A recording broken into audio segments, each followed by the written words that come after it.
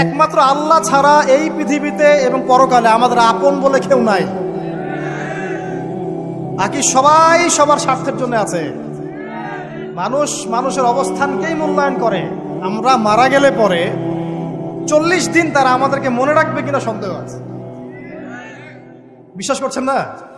এই যে আমাদের অনেক আত্মীয় স্বজন মারা গেছে না, বছরে একটা বারো কি কবরস্থানে কেউ গিয়েছে? হয়তো যায়, মৃত্যুবার্ষিকী ওই দিন যায়, তাই না? দেখেন আমরা কিন্তু আস্তে আস্তে ভুলে গিয়েছি তাদের, আমরা ব্যস্ত হয়ে গেছি। ঠিক একইভাবে তারাও আমাদেরকে ভুলে যাবে। এই জন্যে আমি বারবার আপনাদেরকে মনে করে একটা কথা, আমার জীবন থেকে উপলব্ধি করি একটা কথা, যে একমাত্র আল্লাহ ছাড়া এই পৃথিবীতে এবং পরকালে আমাদের আপন বলে কেউ নাই। বাকি সবাই সবার স্বার্থের জন্য আছে। মানুষ মানুষের অবস্থানকেই মূল্যায়ন করে।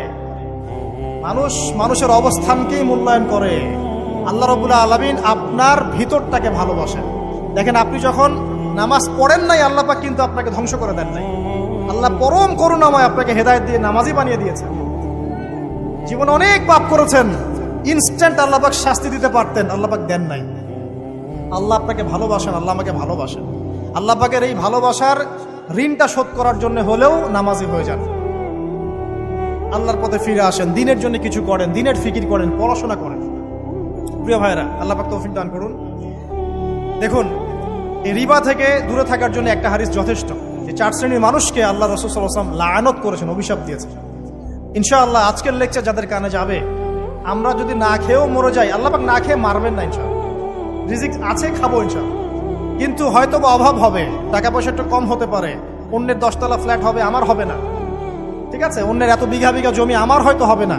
কিন্তু ইনশাআল্লাহ তাআলা এই যে দুনিয়ার মুসাফিরের জীবনটা, এটা মুসাফিরের জীবন না?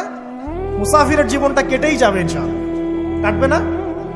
যে কোনো ভাবে কেটে তো যাবেই ইনশাআল্লাহ। এই যে পরকালের জীবনটা একটা চেতনার শক্তি, জানেন? দুনিয়াতে যত বাধা বিপত্তি আসুক, গাল মন্দ খান, গীবত তহমত খান, কষ্ট হোক, নির্যাতন হোক, একটা বিষয় মনের মধ্যে শান্তি দেয়। কি শান্তি? যে এই দুনিয়ার জীবনটা তো আর চিরস্থায়ী নয়, এটা তো আর সারা জীবন থাকবে না। ইনশাআল্লাহ এই অবস্থা আস্তে আস্তে পরিবর্তন হয়ে যাবে। ফাইন্না মাআল উসরি ইউসরা, পরকালে ইনশাআল্লাহ পাবো। দুনিয়াতে না পেলে কি হয়েছে, পরকালে পাবো ইনশাআল্লাহ। যুবক ভাই, এসব জেনা ছেড়ে দেন, আল্লাহ রাব্বুল আলামিন আপনার জন্য হুর রেখেছেন জান্নাত, ইনশাআল্লাহ পাবেন ইনশাআল্লাহ। এটা ছেড়ে দেন, সুদ ছেড়ে দেন, আল্লাহ পাক আপনার জন্য হাউজে কাউসার রাখছে ইনশাআল্লাহ, ঠিক আছে? অন্যায় পাপ ছেড়ে দেন, আল্লাহ রাব্বুল আলামিন আপনার জন্য জান্নাত রেডি করে রাখছে ইনশাআল্লাহ। এই দুনিয়ার জীবনটা ধোঁকা, একটা ছোট্ট জীবন, পুরা ধোঁকা, কিচ্ছু নাই এর মধ্যে। আমার কথা শোনেন, এই দুনিয়ার জীবনে কিছুই নাই। চারপাশে অনেক কিছু মনে হবে, আপনার বাড়ি আছে, গাড়ি আছে, স্ট্যাটাস আছে, টাকা পয়সা, প্রতিপত্তি সব আছে। আদতে আপনি একা, আদতে আপনাকে একাই কবরে যাওয়া লাগবে, একাই আল্লাহর সাথে হিসেব নিকাশ দিতে হবে। কেউ নাই সাথে, আমাদের সাথে কেউ নাই। কিন্তু আপনি মনে করছেন যে সেলিব্রিটিজম বড়, আমি পলিটিক্যাল নেতা হয়েছি, আমাকে সবাই চেনে, আমি ইকোনমিক সেক্টরে লিড দেই, রাষ্ট্রকে লিড দেই, আমি ধর্মতাত্ত্বিক ক্ষেত্রে লিড দেই, আমাকে দেখলে মানুষ বাহবা দেয়, ইত্যাদি ইত্যাদি। দিন শেষে আমি একা, আপনিও একাই। আমাকেও একাই যেতে হবে, আপনাকেও একাই যেতে হবে। এগুলো সব চারপাশের খালি অন্ধ মোহ, আর কিছু না। এই মোহের মধ্যে ঢুকে পড়বেন না, আল্লাহ পাক তৌফিক ইনায়াত করুন। নবী সাল্লাল্লাহু আলাইহি ওয়াসাল্লাম বারবার বলতেন, আল্লাহুম্মা ইন্নী আউযু বিকা মিন ফিতনাতিদ দুনিয়া, বলতেন না?